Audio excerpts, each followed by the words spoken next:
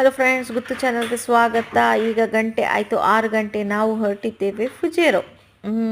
ಹೀಗೆ 2 ತಿಂಗಳ ನಂತರ ಐರಮ್ಮನ್ ಸಿಗ್ಲಿಕ್ಕೆ ಅಂತ ಫುಜೇರೋಗೆ ಹೋಗ್ತಿದ್ವಿ. ಇಲ್ಲಿ ನೋಡಿ ಶಾರ್ಜಾದ್ ಗ್ರ್ಯಾಂಡ್ ಮಾಸ್ಕ್. ಈಗ ನಾವು ರೀಚ್ ಆದ್ವಿ ಫುಜೇರೋಗೆ.